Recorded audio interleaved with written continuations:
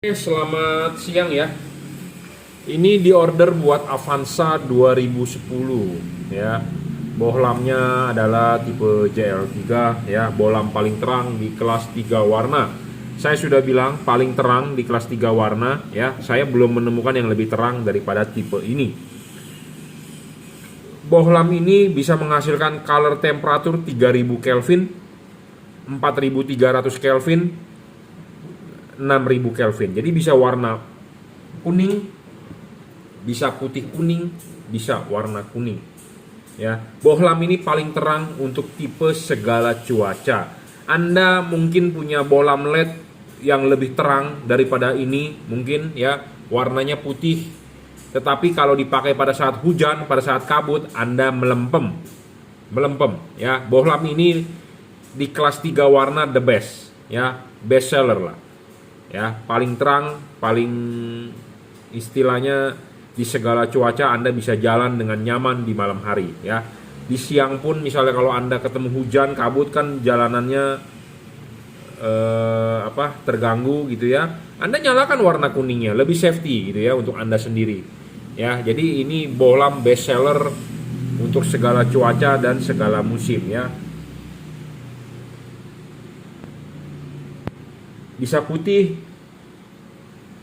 kuning, bisa kuning ya. Jadi putihnya itu di 6000 Kelvin, putih kuningnya itu di 4300 Kelvin, kuningnya itu di 3000 ya. Putih 6000, putih kuning 4300, kuningnya adalah 3000. Jadi bohlam ini 3 warna ya. Kapan Anda pakai warna putihnya? Pada saat jalanan biasa kering. Kapan Anda pakai warna putih kuningnya? Jika Anda butuh penerangan ekstra. Kapan Anda pakai warna kuningnya? Jika Anda jalan di kondisi berkabut, hujan, atau jalanan basah ya. Banyak pertanyaan, bagaimana cara mengubah warnanya ya? Apakah perlu kabel-kabel tambahan? Tidak perlu, Anda tinggal mainkan saklar lampunya. Anda off-kan, Anda on-kan lagi, dia akan berubah modenya. Anda off-kan lagi, Anda on-kan lagi, dia akan berubah modenya. Jadi dengan mematikan, menyalakan saklar lampu, dia akan berubah modenya. Ya, seperti itu. Bohlam ini paling terang di kelas 3 warna ya. Syarat bohlam bagus, 1 watt dan luxnya harus gede. Watt dan luxnya dia levelnya adalah 30 watt.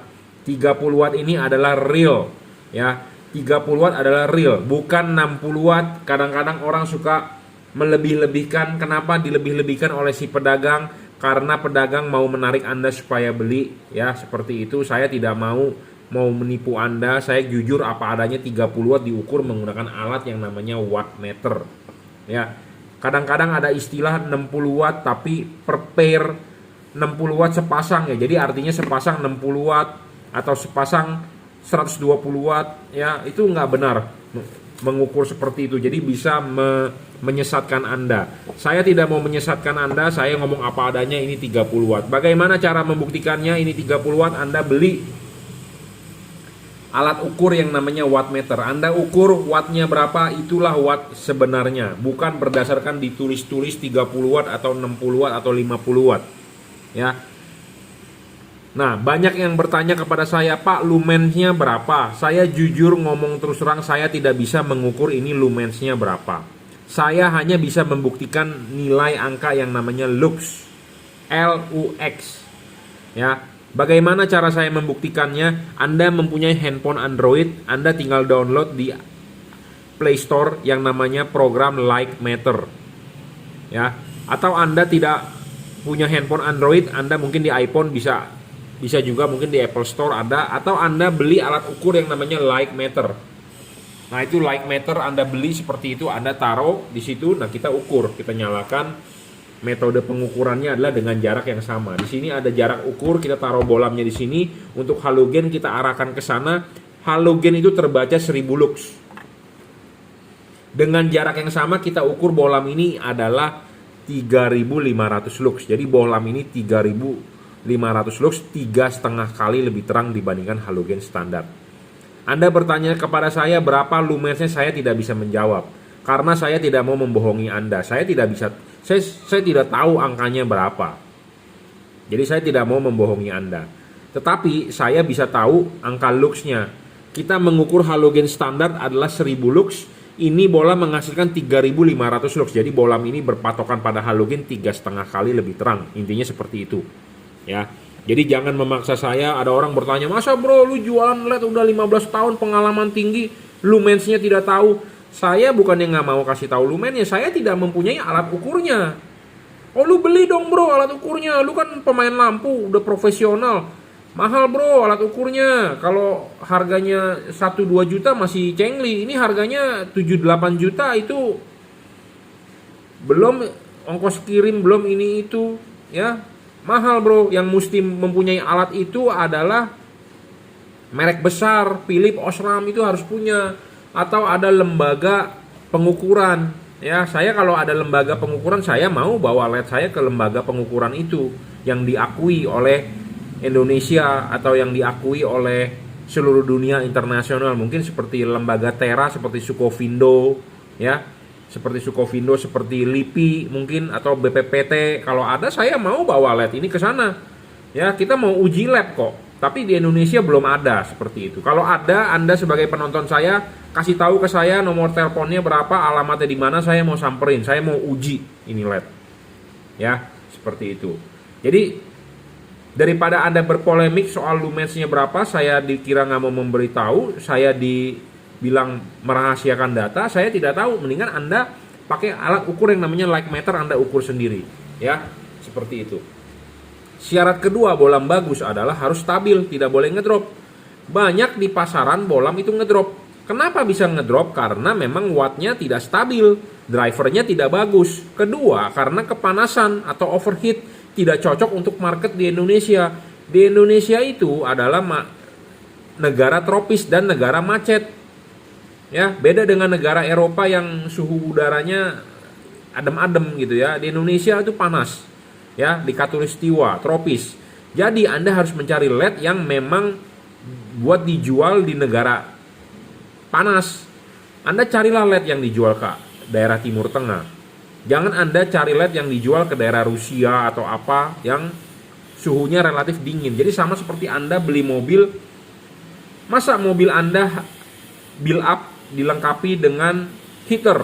Tidak perlu di Indonesia pakai heater, ya. Tapi kan kadang-kadang mobil CBU kan ada pakai heater. Nah, artinya apa? Mobil tersebut tidak cocok untuk pakai di Indonesia. Nah, sama seperti begini. Saya punya pengalaman. Saya pernah beli Ducati Monster, ya. 795 waktu itu. Are you ready? Harganya 199 juta. Karena saya booking fee pertama, saya didiskon lagi 5 juta kalau nggak salah. 5 juta apa 9 juta. Jadi saya cuma beli itu motor 190 juta. Saya pakai itu motor Ducati Monster. Ternyata tidak cocok di Indonesia kalau saya bilang. Kenapa? Karena motornya tidak ada radiator. Hanya ada oil cooler. Akhirnya apa? Saya pakai macet-macetan waktu itu di Jalan Roxy Mas. Masih jembatan flyover di depan ITC Roxy itu belum jadi. Macet total tuh dari Cideng, dari Gajah Mada, Cideng, Grogol. Akhirnya itu motor mogok. Kenapa? Overheat. Jadi tidak cocok. Jadi di Indonesia kalau Anda mau pakai moge, harus yang ada radiator. Dan harus ada fan. Seperti itu. Ya, jadi makanya sama dengan LED ini harus cocok untuk market di Indonesia. Kalau Anda beli cocok market Indonesia, dia tidak bakal ngedrop. Ya, jangan beralasan, oh itu thermal equilibrium. Apa itu? Ya, saya juga tahu itu maksudnya. Cuman ya kalau kita ngomong ini stabil tidak ngedrop, ya kita ngomong aja langsung tidak ngedrop gitu aja. Jadi Anda tidak ngedrop itu maksudnya begini. Anda nyalakan pertama 30 watt sampai Anda matikan ya harus 30 watt. Jadi dalam logikanya Anda jalan dari Jakarta ke Bandung, terangnya tetap segitu, tidak turun. Ya. Oke. Nah, syarat selanjutnya bolam bagus itu harus bisa adjustable. Kenapa kita harus bisa adjustable? Banyak di pasaran bolam yang fix focus. Kenapa sih fix focus mereka tidak buat adjustable? Lebih baik saya bilang harus adjustable. Kenapa? Karena untuk menggeser bayangan gelap, untuk membentuk cut off, untuk memfokuskan sinar. Jadi Anda beli bolam yang adjustable lebih bagus dibandingkan Anda beli bolam yang fix focus. Itu intinya. Nah, untuk bisa fokus sinarnya bagus, Anda harus anatominya sama seperti halogen, ada payungnya. Nah, payung ini penting. Payung ini penting, harus sama seperti halogen. Karena reflektor tersebut adalah punya halogen. Dalam hal ini diorder untuk Avanza 2010. Asli bawaan pabrik kan halogen. Nah, tentu kita harus menyamakan bentuk bolamnya sama dengan halogen. Karena kita mengkonversi ke LED. Supaya hasilnya maksimal ya tentu kita harus samakan dengan halogen. Itu intinya. Nah, harus ada payungnya. Payungnya ini benar-benar berupa mangkok, bukan berupa daging lebih dari bagian anatomi dari ini CNC. Ya, jadi ini bisa dilepas. Jadi bukan daging lebih. Nah, apa yang saya kalibrasi itu ini bisa dikalibrasi, bisa dilepas. Apa tujuan dikalibrasi? Supaya hasilnya maksimal. Karena bentuk-bentuk reflektor tiap-tiap mobil kan berbeda. Bener nggak? Jadi Anda beli di saya, makanya jangan lupa ya kirimkan foto depan mobilnya. Untuk kenapa? Untuk kita kalibrasi gratis kok. Ya, Anda beli saya kalibrasi gratis ya. Supaya kenapa? Hasilnya maksimal. Anda pakai aman dan nyaman. Jangan sampai Anda pakai lampu LED terang tapi mengganggu orang lain. Jangan sampai lampunya terang tetapi sorotan sinarnya tidak napak di jalan tapi napaknya di atas pohon. Ya, jadi Anda merasa memakai tidak aman dan tidak nyaman. Dan yang terpenting adalah Anda mengganti LED, jangan sampai Anda menurunkan headlamp Anda. Anda putar pakai obeng. Jadi jangan sampai. Ya, jangan sampai. Kalau Anda ganti LED di bengkel manapun, ya kalau LED Anda sudah diganti, Anda turunin sedikit, itu adalah salah. Saya ngomong apa adanya. Kalau selama menggunakan halogen sorotannya benar, selama Anda pakai halogen, jika sorotannya benar, Anda ganti LED ini, Anda tinggal pasang. 5 menit tinggal colok kabel, soket, Anda tinggal pasang. Anda tidak perlu mengadjust atau menurunkan sorotannya. Kenapa saya ngomong begitu? Karena saya sudah bilang, bolam satu sudah saya kalibrasi. Kedua, anatomi bolam ini adalah sama seperti halogen. Jadi Anda tinggal ganti bolam aja, selesai, tidak perlu turun-turunin.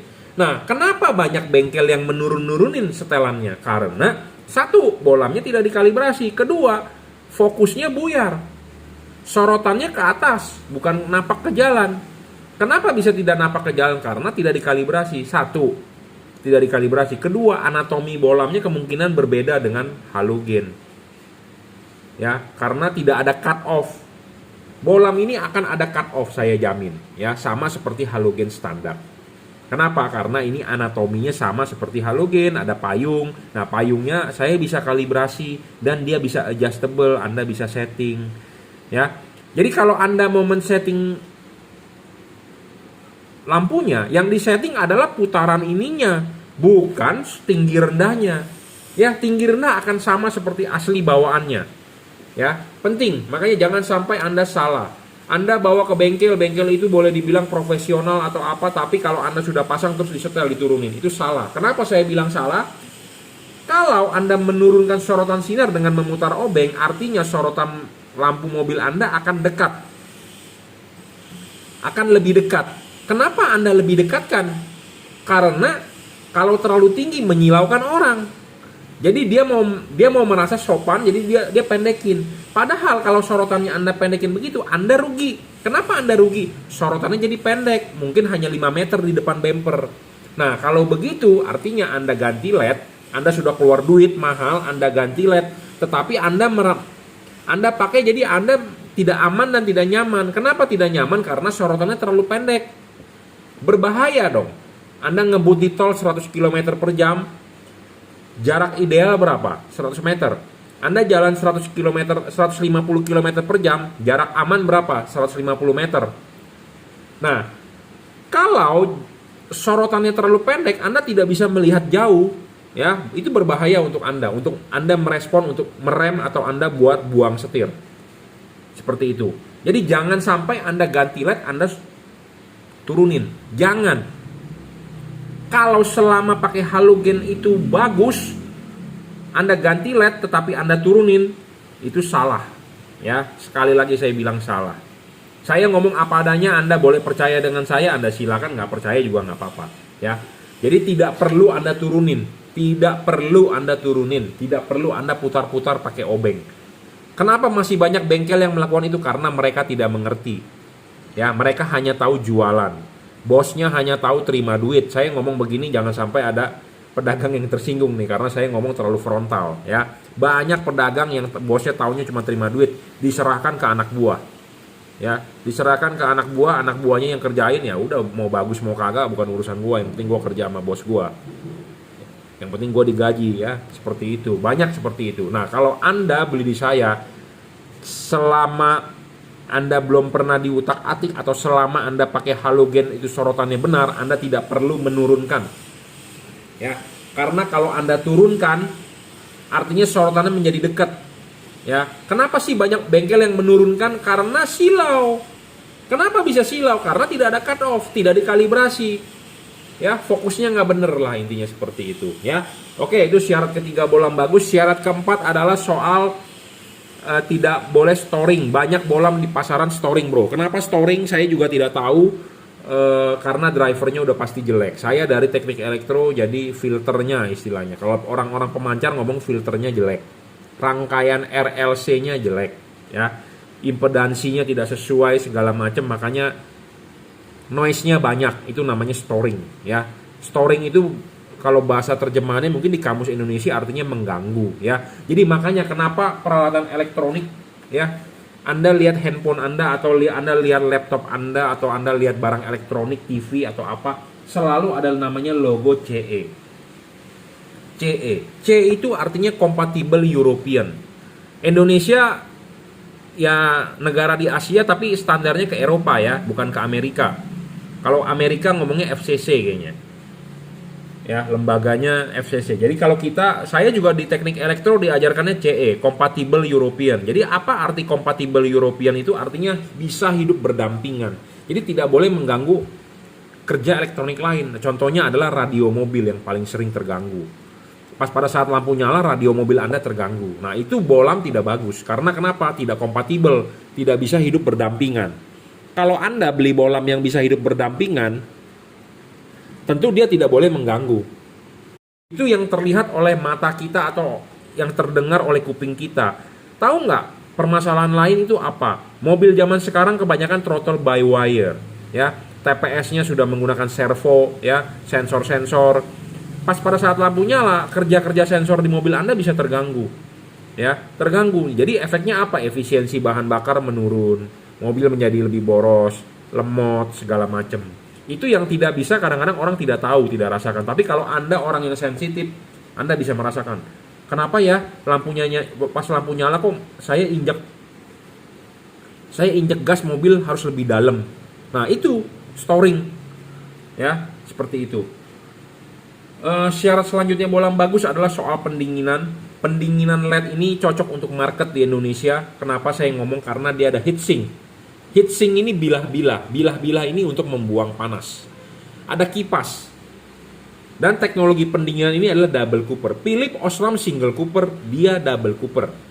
Jadi kalau Anda beli cheeseburger dengan Big Mac bedanya. Kalau kita ngomongin burger ya di McDonald.